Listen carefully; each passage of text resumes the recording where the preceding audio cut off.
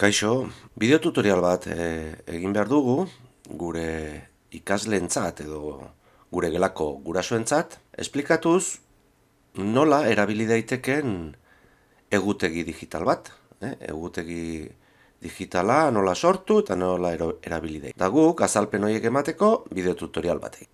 Pantalla grabatzeko programak ere badaude, baina errexena aplikazio batekin egitea da. Chromen gaudela eta sartuta gure erabiltzailearekin, Chromen sartuta egon behar gara, hemen Chromen gogoran eskuinean, ez bazaudete sartuta, aterako zaizue pertsonatxo baten ikurra, klik egin, eta iniciar sesion edo añadir cuenta. Eta hemen, Chromen sartzeko aukera eukiko duzue, pausoak jarraituta. Esan sinkronizatzeko datuak, eta zuen datua jarri. Chromen jarriko dugu Chrome Web Store, eta aplikazio txiki bat deskargatuko dugu. Hemen daukagu Screencastify da aplikazioa. Hau da, egingo genuke,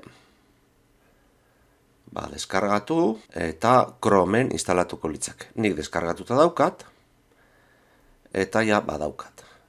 Bueno, printzipioz instalatzen baduzue, hemen agertu behar zaizue. Ez bazaizue agertzen, joan ona, aplikazio guztietara, eta finkatu barran. Honi ematen badiozue, agertuko da hementxe. Aplikazio hau, bideoak grabatzeko da, azken batean, hemen ikusi genezake doaineko bertsioak 10 bideo uzten dizkigula grabatzen, gehienez 30 minutukoak, baina bueno, bideo bat grabatu ondoren, deskargatu eta gero ezabatu genezake. Hemen dauzkat nire bideoak, orain arte grabatutakoak, ezabatu dezazket. Eta horrela, lekua uzten joango naiz. Nik grabatu nahiko banu, emango diot, aukera duta daukat, pantalla osoa grabatzeko.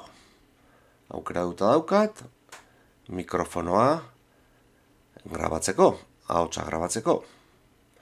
Hortarako aurretik gogoratu egin behar dudala, nire bideotutorialaren gidoitxo bat, probatu elementu guztiak, mikrofonoa, aplikazio hau, eta simulazio bat egin.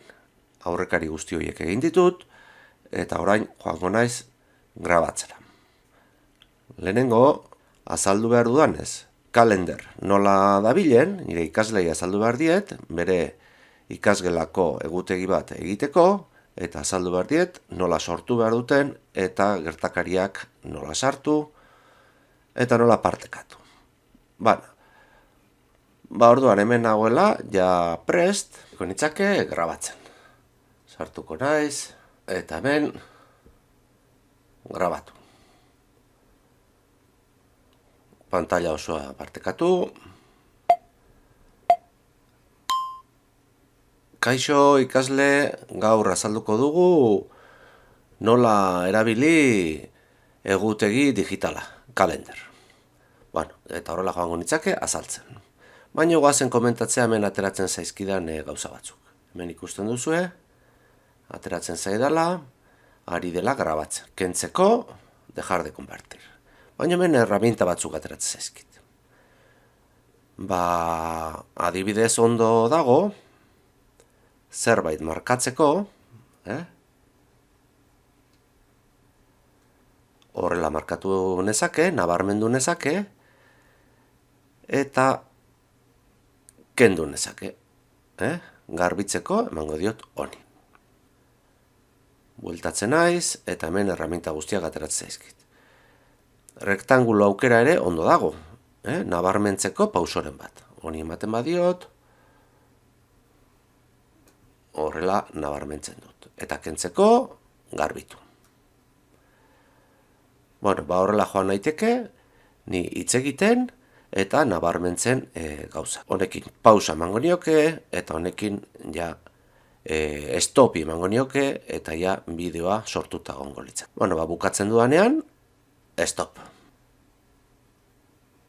Eta ja hemen daukat nire bideo. Ikusten duzue, bideoa erreproduzitzen ari dela, soinua ateratzen zaizkiko diot. Hemen ikusten duzue, ateratzen zaizkiko. Listo, pausa. Bueno, ja behin egin ondoren, editatzea faltako litzaidake. Mozketak eta bar egitea. Nahi badut, ezabatu, hemendik ezabatu dezaket, editatzeko hemendik, eta zuzenean nahiko banu deskargatu, hemen azpian daukazue, esportatzeko, deskargatzeko, nire ordenadorea deskargatzeko, edo baita ere nire Google Drive-era eramateko. Komeni da honi izen bat ematea. Orain Drive-era joaten naiz, nire unitatera joango da. Ikusten duzue Drive-en karpeta bat dagoela, karpeta bat sortzen du aplikazio honek, hemen dauzkat nik egin ditudan bideotutorial guztiak. Konturatzen zarete, MP4an dago bat eta besteak daude beste formato batean.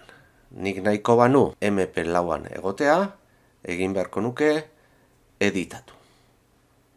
Emango diot edizioari,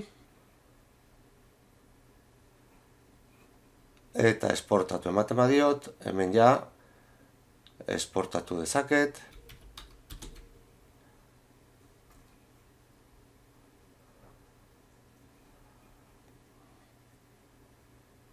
Edo, ikusten duzue, editatu ondoren,